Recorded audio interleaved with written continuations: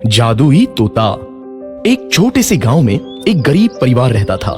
उस परिवार में रामू और उसकी बीवी सीता उसके बेटे चिंटू के साथ रहते थे। उसी गांव में एक तोता भी रहता था। उसका नाम था रघु।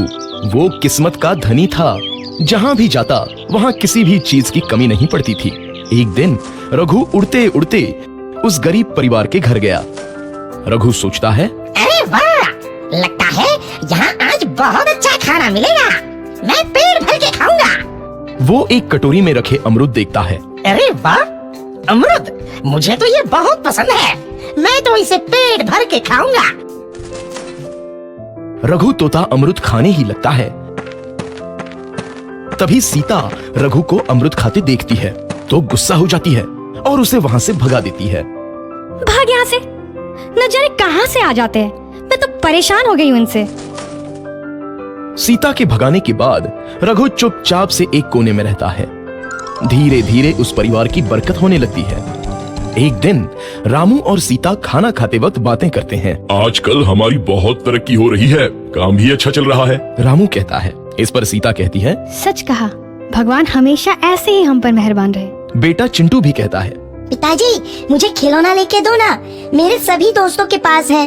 रामू कहता है, ठीक है, जरूर लाऊंगा। सीता कहती है, कितने खुश है सब, मेरे परिवार को किसी की नजर ना लगे। एक तरफ ऐसी बातें होती हैं तो दूसरी तरफ रसोई में रघु तोता भी अमरूद खाते रहता है।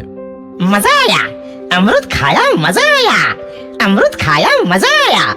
तभी सीता रसोई में आती है और रघु तोते को अमरूद खाते देख बहुत गुस्सा होती है। सीता रघु को बाहर निकालने के लिए पिंजरे में अमरूद रखती है। रघु जब अमरूद खाने लगता है तो पिंजरे का दरवाजा बंद हो जाता है और वो उसमें फंस जाता है। मुझे बाहर निकालो, मैं यहाँ फंस गया हूँ, मुझे बचाओ। अगले दिन सीता पिंजरा उठाकर बाहर दूर उस रघु को छोड़ देती है। रघु के जाते ही उनके घर आई बरकत धीरे धीरे कम हो जाती है। उन्हें बहुत घाटा होता है। सीता कहती है, ये क्या हो रहा है, अचानक इतना कैसे बदल गया? अभी तक तो सब कुछ अच्छा चल रहा था। रामू कहता है, लगता है भगवान हम पर रूठ गए हैं। चिंटू भी कहता है, लगता है अब मुझे खिलौने भी नहीं मिलेंगे। और वो रोने लगता है और बाहर चला जाता है। कुछ दिन बाद रघु तोता फिर से उस घर में आता है। वापस आया, मैं वापस आया, अब मैं जमकर अमरूद खाऊंगा। रघु सीधा रसोई घर में चला जाता है और अमरूद खाने लगता है। कुछ देर बाद सीता रसोई में आती है और रघु को देख कहती है, एक तो घर में पहले से इतनी दिक्कत चल रही है और ऊपर से ये तोता मुझे और परेशान कर रहा है। सीता रघु को वहां से भगा देती है। रघु उड़कर किसी कोने में छुप जाता है। कुछ दिन बाद धीरे धीरे उस घर की बरकत वापस आने लगती है। काम भी अच्छे से चलने लगता है। एक रात जब रघु तोता अमरूद खाने जाता है तो पिंजरे में फंस जाता है। ये लोग आखिर चाहते क्या हैं? एक तोते को शांति से अमरूद खाने क्यों नहीं देते? मैं कौन सा चोरी कर रहा हूँ? बस अमरूद ही तो खा रहा हूँ। तभी रामू वहां आता है और पिंजरे में रघु तोते को देख उसे बाहर छोड़ देता है। ये तोता भी कितना जिद्दी है, बार बार वापस आ जाता है। जैसे ही रामू रघु को छोड़ देता है, अगले दिन से फिर से उनके घर की बरकत जाने लगती है। काम में घाटा होता है।